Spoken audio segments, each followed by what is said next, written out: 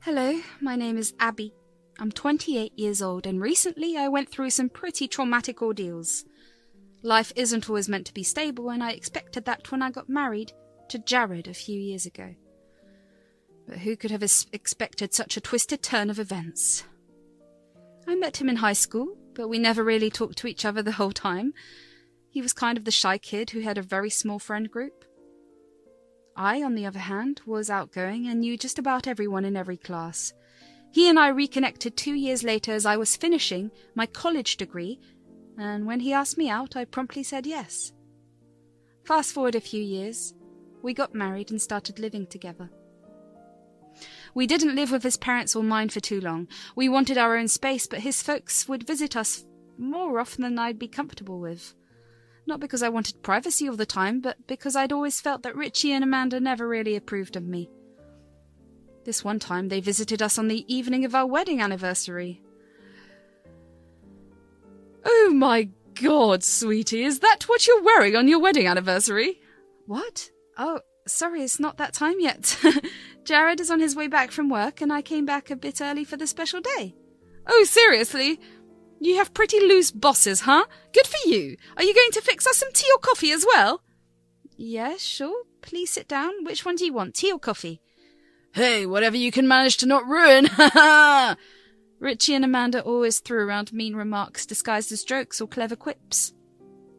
I mean, for once or twice I could say they were joking, but when they started doing it with every conversation we had, I became pretty aware that they were being sarcastic.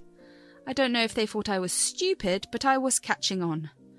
I chose not to retaliate because there was really no need for that.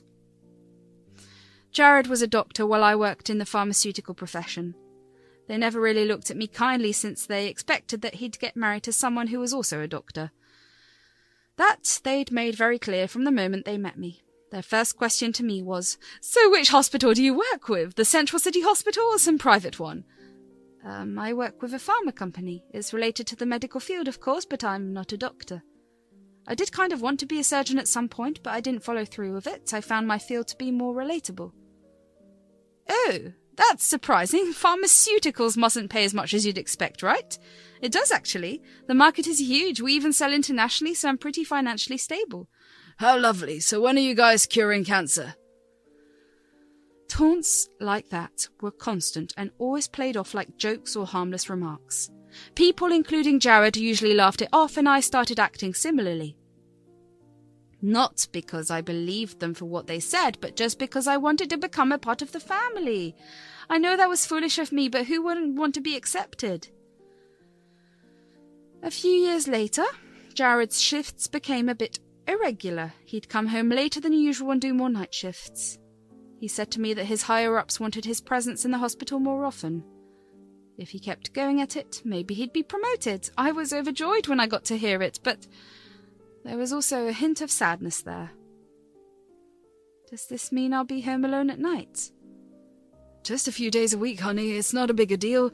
Plus, once I get promoted, we'll have all the time the world has to offer. I'll sit at home sipping some of your lovely coffee and we can talk all day. Well, mostly." "What does that mean?"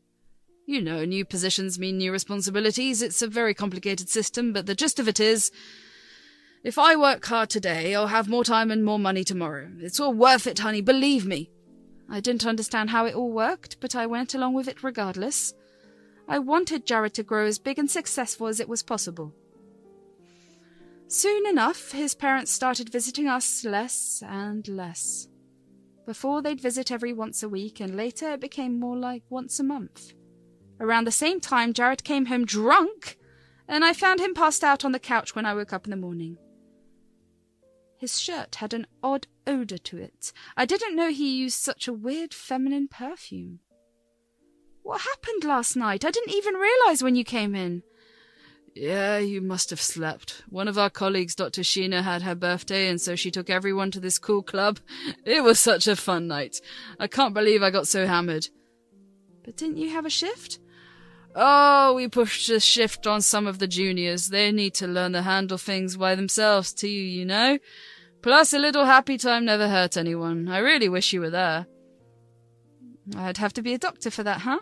Nah, nurse would be okay too. Sorry about that. I'm gonna take a quick shower. My head's hurting like anything. Can you help me with some orange juice? So I did. I prepared a glass of orange juice for him, and once he was sobered up, we sat down to have breakfast. He didn't speak of the party any further.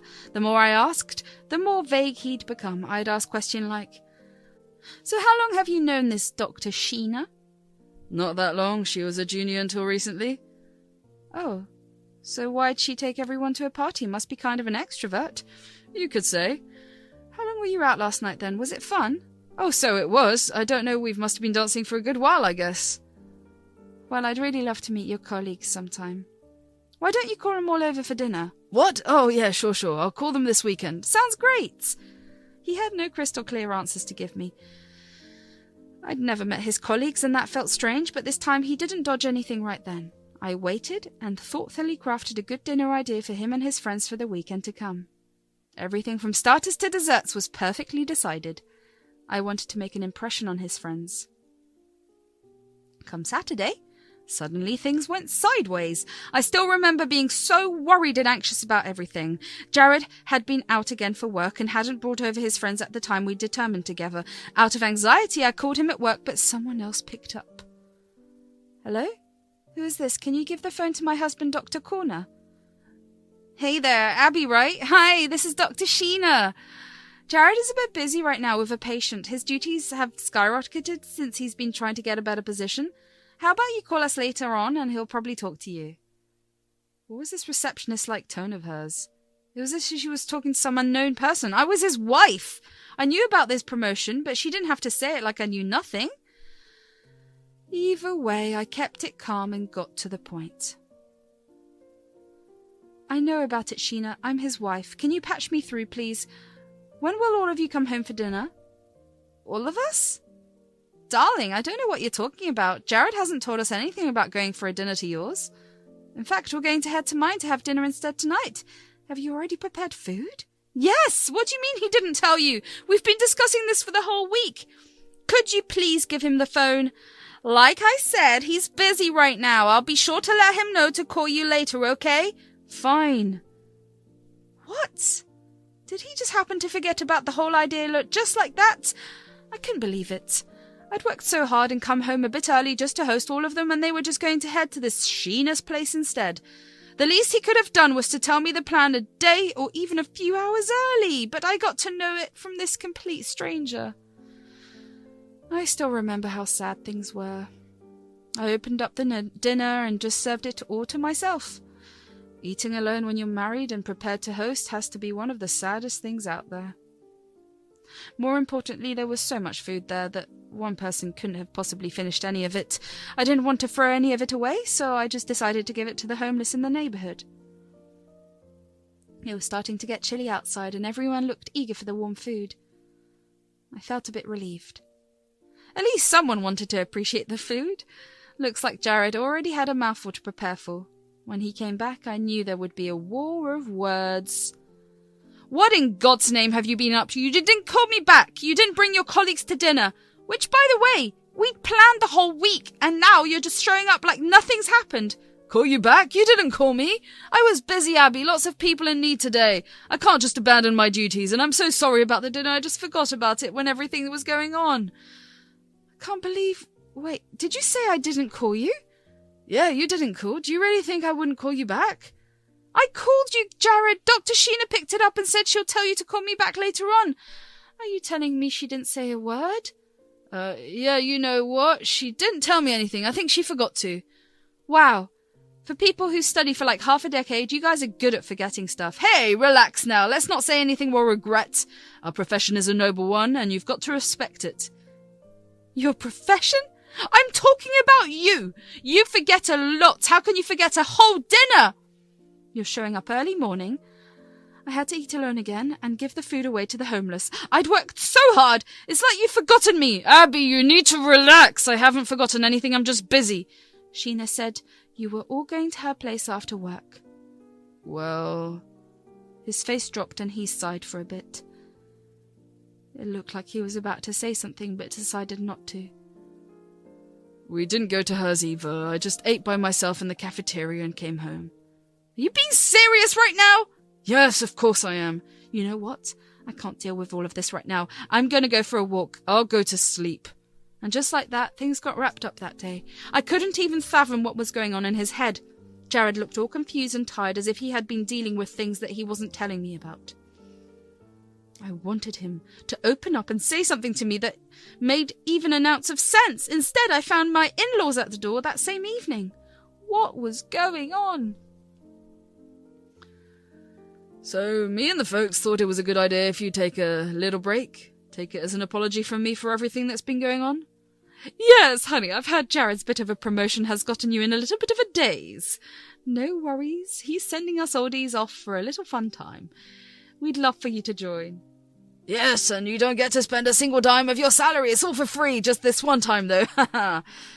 Wait, what's going on? What a fun time. What are you guys talking about? Vegas! We're going to go and have fun. Well, I mean, the three of us anyway. Dad, no, I didn't say Vegas. I said Colorado. But it's okay, Richie. We'll go to Vegas some other time. Our pretty little daughter-in-law will take us there next, right? This time, Colorado it is. Wait, but why am I going, and why won't you be coming? I have to go to work, you know. Well, he can't come. He's got to save lives, love. And as for your job, can't you take a few of those paid leave things you'd like talking about? It'll be fun, and you won't lose any salary. Abby, hey, look, it's been too busy for us, I know that. I'm hoping to turn that around as soon as possible, okay? And consider this as a sorry for the whole dinner fiasco. Go and have fun. Mum and Dad will take care of you while you guys are there, and it's all perfect. This is so sudden. I'll have to apply for a leave, and it'll take at least a week for that to be approved. It doesn't work like that. I can't just call and take an off. I know. Take your time with it. The flights don't take off until around this time next week. Mum and Dad just showed up today to talk to you into it. Right, Mum? Dad? Absolutely. I also wanted to talk about Vegas, but that can wait. Haha, yes, it can. Anyway, what do you say, sweetie? Will you go on for some time? This place is nice this time of year. You'll get to wear your stress out there. I'm going to think about it, okay? No promises. Once things started, it was difficult to shut them off. Jared and his parents were really determined to make me go. In fact, they'd already booked my tickets too. But something about this whole idea wasn't sitting right for me. The whole dinner thing happens, and now he's just sending me away for a few days. Why? Why is the man never involved in a family plan? Somehow there's always work this, work that. I get that he's trying to get going with a better position, but should that really come at the cost of our marriage? I didn't know what to do with all of this. But there was one thing they were right about. I definitely needed a break from all the drama. It was all very upsetting, and getting away would probably be a nice decision. So I put in my leave the very next day. Almost a week later, it was time to get going. Come on, Abby, let's not slow down. Those planes don't come back reverse, you know. Yeah, I'm almost done here, don't worry. Did you guys pick up your phone chargers from the table last night? I'm not sharing mine. Why, sharing is caring. We shared our son, didn't we? Wow, sometimes I wish he hadn't. Everything all right, love? Yes, everything's fine. I'm done with the packing. Are you sure you don't want to come along? You can try and not work for once, you know? It's the weekend anyway. I know. I wish I could, but it's not happening for me. We'll go by ourselves soon, I promise. Just me and you. All right. I'll hold you to that then. Yes, bye. The taxi was at the door. Jared looked oddly relieved that we were going on our way. I guess he was just happy that I'd finally get to take that little break I needed so badly. Either way, I was finally in a vacation mood. We had planned to go see national parks and have a little fun in Denver. My in-laws weren't the best company, but either way, I could just ignore them for a little while longer when we went there. Soon as we settled down in the taxi, Amanda said, "So how do you spend your time alone at home, Abby, now that Jared has to work for so long?" "No, I'm at work too, Amanda, so it's not that bad." "But he doesn't come back fast enough, does he? Is he ever gone for too long?" "Yes, sometimes he's away for a whole day and comes back in the morning. It does get a little empty in the house." "Well, why don't you ever come and visit us? It's not that bad, is it? I mean, you could just take days off from work to relax with us." I don't know what you think I do, but I can't just take days off randomly, Richie. It's not how that works. Surely it can't be as important as a doctor's job, right? See, that's the issue right there. You don't seem to think that my job is important. But I mean, Richie, enough! We're going out! Do we have to talk about all of this? Give the girl a little space, will you? Fine, fine. I was just saying, but... Okay, let's just be quiet. I need this just as much as the other guy. The rest of the ride was surprisingly less awful. Everyone was quiet and enjoyed the mellow music that was playing in the car. Things went off track the moment I got off at the airport, though. Me and the folks just decided to start getting on our way when my phone rang. It was Jared. I picked up and heard a voice that was filled with panic. Hey, honey, can you come back real quick? I need some help.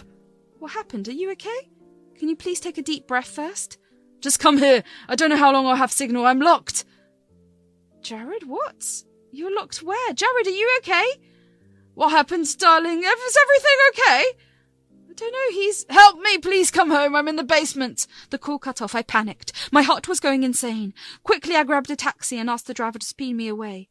There was no time. I didn't wait for Amanda and Richie to sit with me and just asked them to head home as soon as they could. They looked confused, but I didn't have time to explain. When I reached home, everything was a mess. I could see a bunch of clothes lying around the house. Everything was tossed around on the couch. I could even see stains of lipstick on Jared's shirt. What the hell was going on? I leaped to the basement door and opened the combination lock, and lo and behold, Jared stood on the stairs wearing a towel. He came in to give me a full bear hug, but I pushed him away. Oh my God, thank you so much. I can't. Jared, what the hell is going on over here? Why aren't you wearing anything? Why is there lipstick on your shirt? Thieves, they were here! Oh, and I'm assuming a thief kissed your shirt and took it off you. Tell me the truth! I'm telling you, who was it? It was Sheena!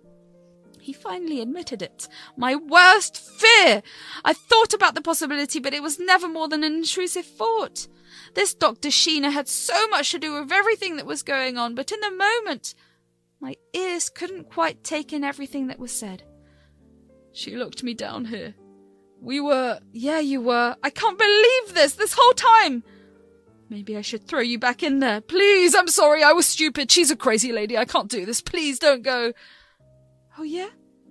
You were stupid because she turned out to be awful and not because you were betraying me? God, Jared, I'm out of here.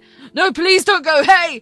I was storming out of there when Amanda and Richie arrived in their taxi. They stopped right outside the gate and stopped that driver so he could take me back to my old apartment instead. I still owned the place, but it had no furniture or anything. It was fine by me. I just needed a place to be alone at the time.